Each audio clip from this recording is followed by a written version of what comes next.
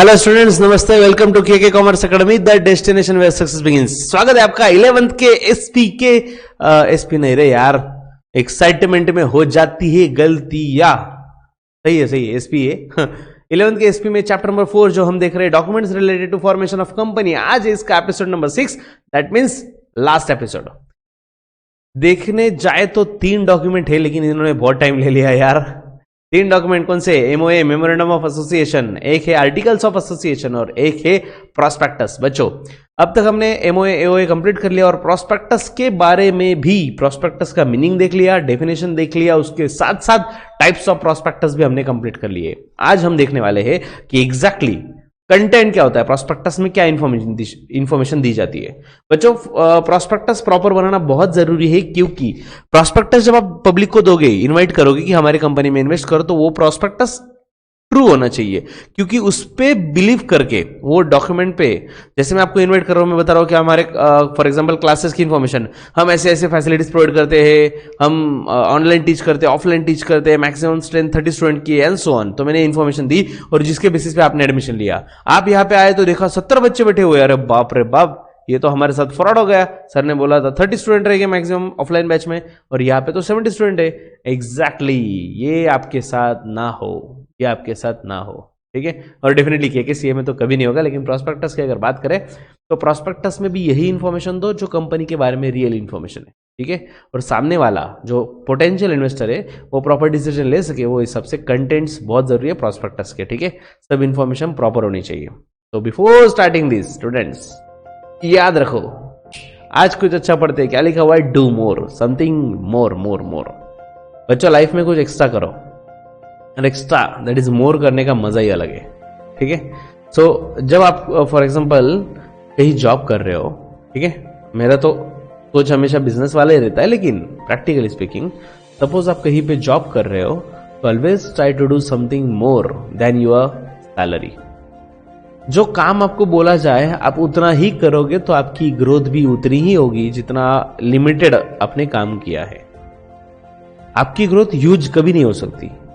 आप अगर छोटे पोस्ट से ज्वाइन हुए हो, तो आप अगर सोच रहे हो कि मैं कंपनी का मैनेजर बनना चाहता हूं, सीईओ बनना चाहता हूं, तो उतना ज्यादा काम करो। Do more than you get, give more than the other person expect, okay. तो ज्यादा देते जाओगे तब कंपनी सोचेगी कि ये एम्प्लॉय कैपेबल है, इससे हमें छोड़ना नहीं, कोई हालत में ये एम्प्लॉय नहीं जाना चाहिए। अगर ये पैकेज बढ़ा के मांग रहा है, 6 के बजाय 8 लाख बोल रहा है, 8 के बजाय 10 लाख बोल रहा है, फिर भी दे दो, लेकिन ये जाना नहीं चाहिए, because he is doing something more. तब आपकी वैल्यू बढ़ती है जब आप ज्यादा करते हो, okay friends. This is the time to do more. अरे नहीं, जॉब में नहीं, फिलहाल स्टडी में रहे। दिस इज द टाइम कि आप स्टडी में कुछ तो भी ज्यादा करो, ठीक है। Definitely it will be beneficial for you and your family only, ठीक है। तो चलो बच्चों, इसी अच्छे वाले थॉट के साथ we are also suppose to do something more today. So करते हैं स्टार्ट। आज हमारा टॉपिक नंबर 4 का लास्ट वाला पार्ट, ठीक है, लास्ट एपिसोड, यस। तो देखो क्या दिया हुआ है, कंटेंट्स ऑफ प्रॉस्पेक्टस। अब कंटेंट्स में क्या क्या है? सबसे पहले इंफॉर्मेशन एंड रिपोर्ट्स। तो देखो, एज अ रिजल्ट, नहीं sorry, as per the companies Act, prospectus must contain information such as. Prospectus में इंफॉर्मेशन होनी चाहिए, कौन सी? Name of the issuing company. हाँ भाई, ये तो लिखो पहले कि हम इशू कर रहे हैं, पब्लिक को इन्वाइट कर रहे हैं, तो हमारी कंपनी का नाम क्या है। Next, full registered office address with phone numbers. Registered जो ऑफिस, देखो मैंने आपको बताया था कि कंपनी कितनी बड़ी क्यों ना हो, हर कंपनी का एक रजिस्टर्ड ऑफिस होता है जहां पे सब इंपॉर्टेंट डॉक्यूमेंट्स वगैरह भी रखे जाते हैं, और वहीं से कम्युनिकेशन, जो रिटर्न कम्युनिकेशन है, जो आरओसी वगैरह जो लेटर लिखना है, तो उसी एड्रेस पे लिखता है सब कुछ, ठीक है। सो प्रॉस्पेक्टस में भी मेंशन करना जरूरी है, full registered office address with phone number, email address, nature, number and price of securities being offered, okay. Nature मतलब टाइप्स ऑफ सिक्योरिटीज, कौन से, इक्विटी शेयर से, प्रेफरेंस शेयर से, कौन से, एंड नंबर ऑफ, हाँ नंबर, कितने हम शेयर्स इशू करना चाहते हैं, and even price of the securities, ठीक है। तो सिक्योरिटीज क्यों बोला हुआ है इन्होंने? क्योंकि सिर्फ इक्विटी शेयर्स नहीं होते ना, इक्विटी शेयर्स होता है, प्रेफरेंस शेयर्स होते हैं, डिवेंचर्स होते हैं, डिपॉजिट्स, ऐसे बहुत सारे नाम से कंपनी पैसे ले सकती है। इसलिए उन्होंने क्या बोला हुआ है, वर्ड क्या है उसके, सिक्योरिटीज।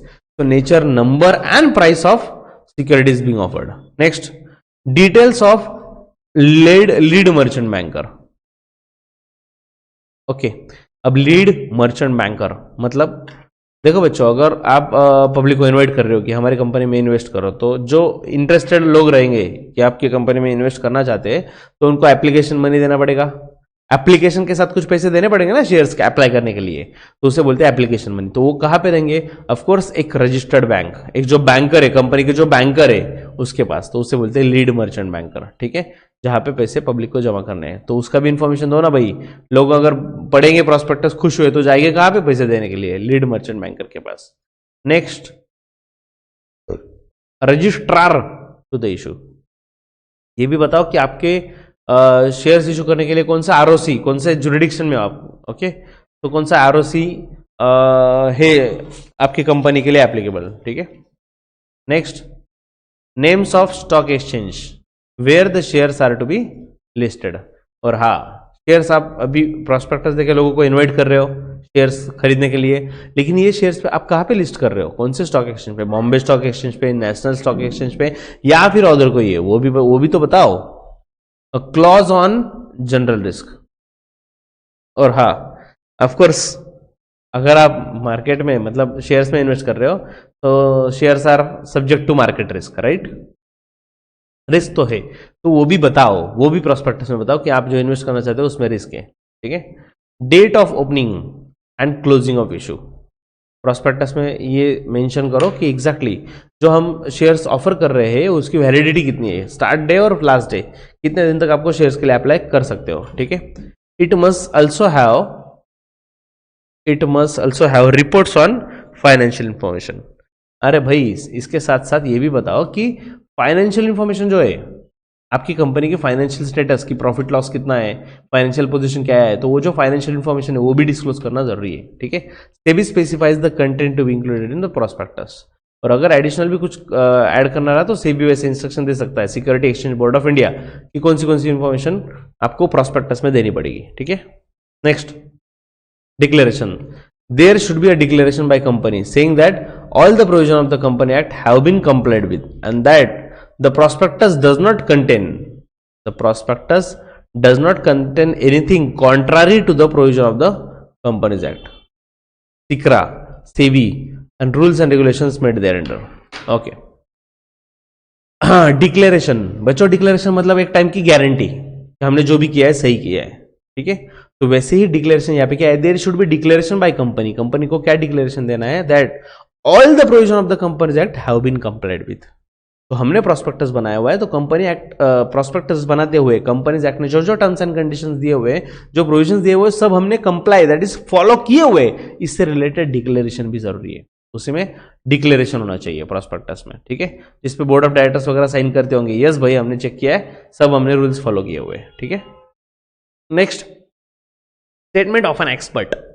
अला, अभी एक्सपर्ट कौन होता है? देखो, प्रॉस्पेक्टस में कंटेन अ स्टेटमेंट, में है बच्चों, मस्ट नहीं है, मतलब ऑप्शनल है, देना है या नहीं देना है। ठीक है,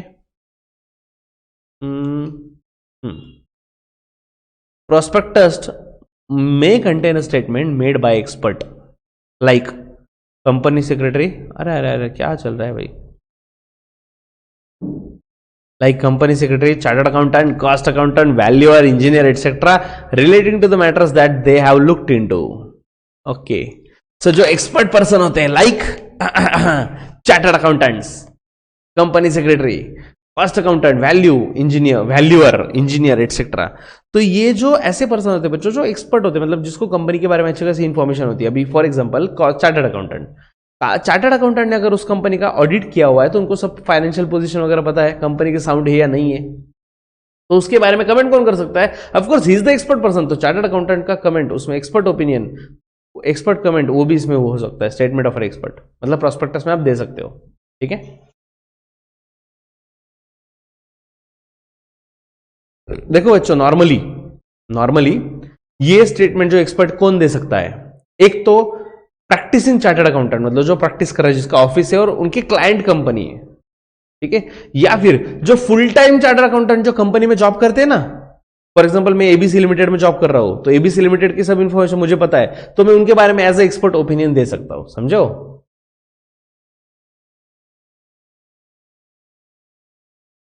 नहीं, एक्चुअली ना ये जो आप बोल रहे हो ना, आप पूछ रहे हो, मुझे पूछ रहे हो एज अ चार्टर्ड अकाउंटेंट कि सर आपके पास कोई आया है क्या, राइट?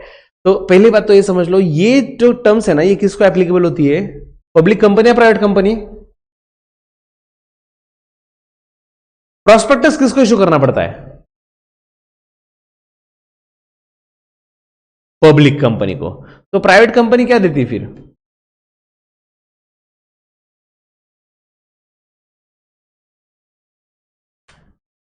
नहीं याद, भूल गए? Offer letter. Offer letter is issue to a selected group of investors. अगर हम पर्टिकुलर किसी ग्रुप को इन्वाइट कर रहे हैं, दैट इज प्राइवेट प्लेसमेंट जिसे बोलते हैं। ओके, ये देखो यहां पे लिखा हुआ है प्राइवेट प्लेसमेंट, ठीक है? तो ये प्राइवेट प्लेसमेंट के लिए ऑफर लेटर होता है, ठीक है? मतलब ये प्रॉस्पेक्टस हम जो पढ़ रहे हैं ना, जो भी पढ़ रहे हैं ना प्रॉस्पेक्टस के बारे में, तो प्रॉस्पेक्टस इन्वाइट करना मतलब किसको इशू करना पड़ता है? पब्लिक कंपनी को। तो क्योंकि ये पब्लिक कंपनी को देना पड़ता है, इट मीन्स ये जो डिक्लेरेशन है, ये जो एक्सपर्ट ओपिनियन है, ये भी सिर्फ पब्लिक कंपनी के केस में रहेगा, राइट? तो रही बात मेरी, I am not practising chartered accountant, ना मैं किसी पब्लिक कंपनी में जॉब करता हूँ, ना प्रैक्टिस करता हूँ। I am totally involve in teaching only. तो ऑफकोर्स मेरे पास कोई कंपनी आएगी और मैं उन पर एक्सपर्ट ओपिनियन नहीं दे सकता हूँ। Yes yes. तो expert has to give written consent to issue prospectus. और हाँ, सिर्फ बोली बच्चन नहीं चलेगा भाई, कंपनी अच्छी है मैं बोलूंगा यार कंपनी एक नंबर रापचिक कंपनी करो इन्वेस्ट, ऐसा नहीं चलता भाई। रापचिक विपचिक ठीक से रिटर्न में दो। So expert has to give written consent to the issue of prospectus. क्योंकि मेरे जैसे एक्सपर्ट के कमेंट पे लोग भरोसा करके इन्वेस्ट करने वाले, तो इसलिए मुझे रिटर्न कंसेंट देना जरूरी है, ठीक है? तो एनी अदर मैटर एज में भी प्रिस्क्राइब बाय कंपनीज एक्ट। और कंपनीज एक्ट ने और कुछ बोला तो वो भी कंटेंट्स एज अ कंटेंट में ऐड कर दिया जाएगा प्रोस्पेक्टस के, ठीक है?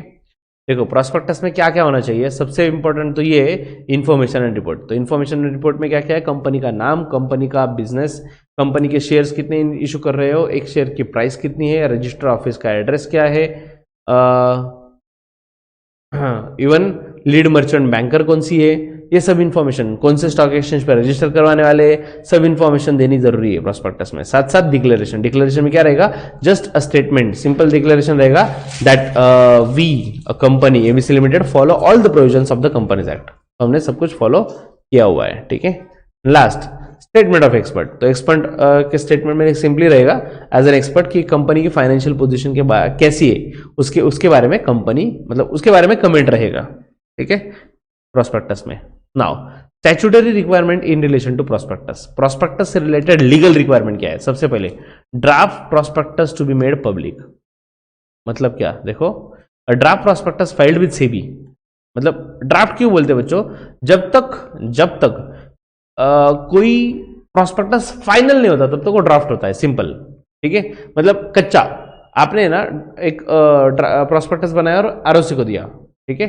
तो जब सेबी को दिया हुआ है, फिर आरओसी या फिर सेबी, जब तक वो फाइनल नहीं करते ओके, तब तक वो ड्राफ्ट होगा ना। तो देखो, draft prospectus filed with SEBI by company should be made available to the public and stock exchange where the company want to list its shares। तो जो ड्राफ्ट प्रोस्पेक्टस रहेगा, ओके, जब तक सैंक्शन नहीं हुआ है, it must be filed with SEBI, okay? Company should be made it available to public, और company वो पब्लिक को अवेलेबल करवा सकती है, ठीक है? करवाना पड़ेगा। एंड स्टॉक एक्सचेंज जो है, मतलब जहां पे हम अपने शेयर रजिस्टर करने वाले, वहां पे भी कंपलसरी ड्राफ्ट प्रोस्पेक्टस की कॉपी देना जरूरी है। Next, signed by directors. Prospectus must be signed by all directors और ड्यूली ऑथराइज्ड अटॉर्नी। तो कंपनी के अगर 6-7 डायरेक्टर है तो 7 के 7 डायरेक्टर हर एक की साइन होनी चाहिए प्रोस्पेक्टस पे, ठीक है? सर अगर 1 लाख प्रोस्पेक्टस है तो हर पे साइन करेंगे? अरे नहीं, एक पे ही करते हैं, ठीक है? Registration of prospectus, copy of prospectus must be registered with ROC. Copy of prospectus, मैंने बोला ना भाई, आरओसी की पहली कॉपी प्रोस्पेक्टस की कॉपी आरओसी के पास जानी चाहिए। कब? Before issuing it to the public को इन्वाइट करने के पहले आरओसी, भाई आरओसी ने बोला तो फिर पब्लिक का सवाल है आगे का, ठीक है? Next is dating of prospectus. Dating, अरे नहीं वो वाला नहीं रे, डेट पे किधर जा रहे तुम लोग, डेटिंग पे जाने का, सेटिंग करने का, नहीं, ये प्रोस्पेक्टस की डेटिंग की बात चल रही है। Prospectus has to be dated मतलब ऐसा नहीं चलेगा कि आपने प्रोस्पेक्टस इशू कर दिया, उस पर डेट ही नहीं लिखा है, इट मस्ट बी डेटेड, ठीक है। The date on the prospectus is consider as the date of publication of prospectus, okay. तो प्रोस्पेक्टस पे जो डेट लिखा रहेगा वो फाइनल डेट कंसिडर किया जाएगा, एज इफ कि उसी दिन पब्लिकेशन किया जा रहा है प्रोस्पेक्टस का। तो prospectus has to be dated, उस पर डेट होना चाहिए। Date on the prospectus consider as the date of publication of prospectus. अब उसमें डेट क्यों होता है बच्चों? बेसिकली प्रोस्पेक्टस की लाइफ होती है ना, मतलब फॉर एग्जांपल मैंने आज ऑफर किया पब्लिक को, आप मेरे कंपनी में इन्वेस्ट करो, तो एक वैलिडिटी होती है उसकी। फॉर एग्जांपल 15 दिन का ऑप्शन है, तो 15 दिन के ऑप्शन है, आज से लेकर 15 दिन आप शेयर्स खरीद सकते हो, ठीक है। तो कौन से 15 दिन समझना चाहिए ना, कहां से 15 दिन, उसके लिए डेट जरूरी है, उस पर डेट लिखा जाता है प्रोस्पेक्टस। फॉर एग्जांपल आज इशू किया तो आज से आगे 15 दिन इतना वैलिडिटी रहेगा, उतने में लोगों ने इन्वेस्ट करना चाहिए। Next, issuing prospectus to the public. तो देखो, prospectus must be issued to public within 90 days from the date of registering a copy with ROC. तो प्रोस्पेक्टस पब्लिक को इशू करना चाहिए कब? विद इन 90 डेज, 90 डेज के अंदर। लेकिन कौन से वाले 90 days? Date of registering copy with ROC. पहले तो मैंने ड्राफ्ट बनाया, क्या? प्रोस्पेक्टस।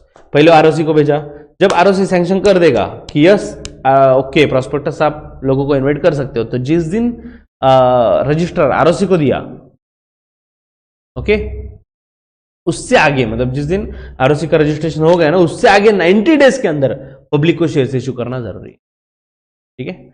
पब्लिक को इनवाइट करना जरूरी 90 डेज के अंदर। पेनल्टी फॉर नॉन कंप्लायंस, अरे बाप रे, अगर ये जो प्रोस्पेक्टस के टर्म्स एंड कंडीशन हम देख रहे हैं ना, प्रोविजंस, अगर हमने फॉलो नहीं किया तो क्या होगा भाई? If a prospectus is issued in contravention of above mention provision. Contravention मतलब ब्रेक करना, अपोज में जाना, ठीक है। अगर कॉन्ट्रावेंशन मीन्स नॉट फॉलोइंग भी बोल सकते हो उसे। तो if prospectus is issued in contravention of major provision, mentioned provision, मतलब ऊपर जो प्रोविजंस दी थी वो अगर आपने फॉलो नहीं की और ऐसे ही प्रोस्पेक्टस इशू कर दिया, फॉर एग्जांपल आपने कंपनी का नाम ही नहीं लिखा प्रोस्पेक्टस में, ऐसे इशू कर दिया, या फिर डेट ही नहीं दिया, ऐसे इशू कर दिया, तो डेफिनेटली भाई पेनल्टी तो लगेगी। तो देखो, the company shall be liable to pay fine between 50,000 and 3 lakh. Prospectus में छोटी सी भी गलती हो गई, मिनिमम 50,000 फाइन, मैक्सिमम 3 लाख रुपए का फाइन, ठीक है, डिपेंड्स ऑन मिस्टेक। तो देखो, every person who has knowingly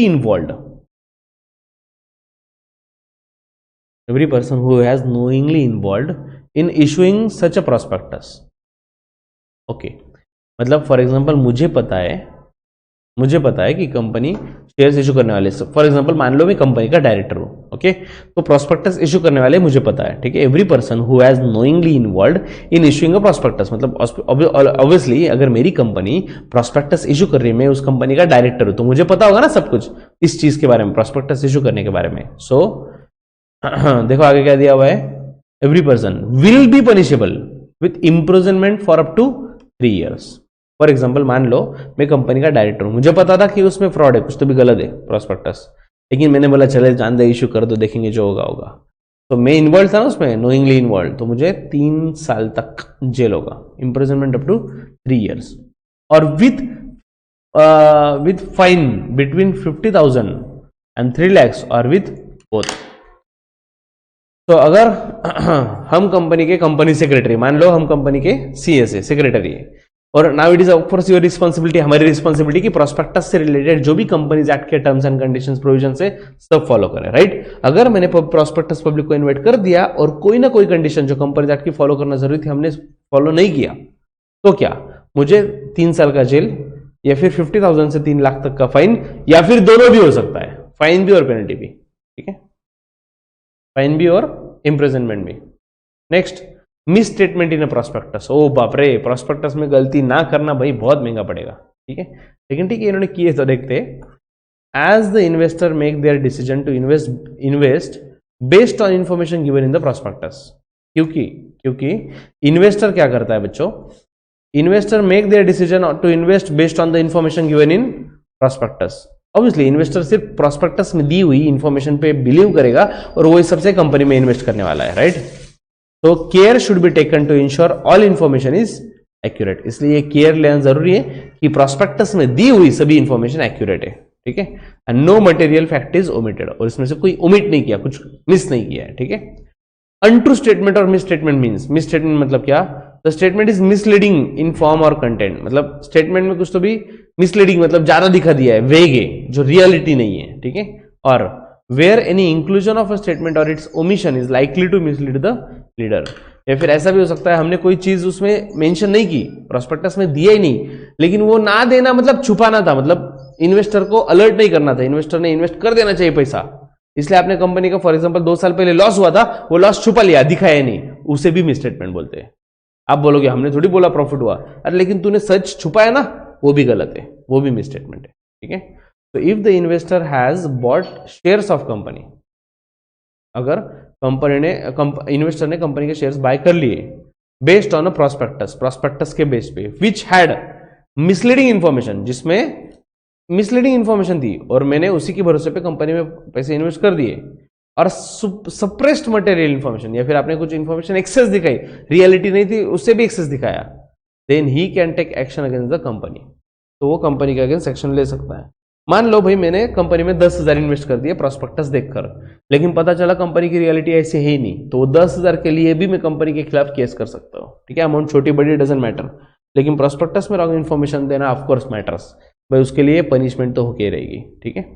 if there is any untrue or misstatement in the prospectus, अगर कोई भी मिस स्टेटमेंट रहा प्रोस्पेक्टस में, the company and person responsible, company का तो हमने देखा 50,000 से 3 लाख तक फाइन, और अगर कोई पर्सन रहा तो उसको 3 साल तक की जेल भी हो सकती है, 50,000 या 3 लाख का फाइन भी हो सकता है, दोनों भी हो सकता है, राइट। तो company and person responsible for issuing such prospectus will have to face following liability, तो उनको लायबिलिटी क्या है देखो, सिविल लायबिलिटी, मतलब गलती कर दी सपोज डायरेक्टर ने या कंपनी ने, जो भी है, तो they have to pay compensation for loss suffered by investors.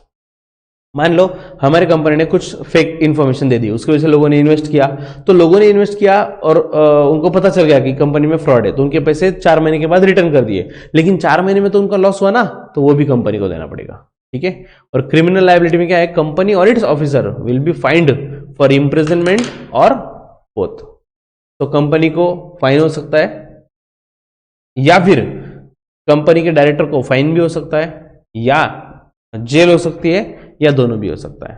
तो ये है लायबिलिटी अगर मिसस्टेटमेंट रहा तो, ओके। सो स्टूडेंट्स, प्रोस्पेक्टस के लिए इतना ही, फाइनली हमारा टॉपिक हो गया खत्म। जल्दी ही मिलते हैं हम नेक्स्ट एपिसोड में with the next series, okay. चलो बच्चों, नमस्कार, see you in the next lecture, bye bye.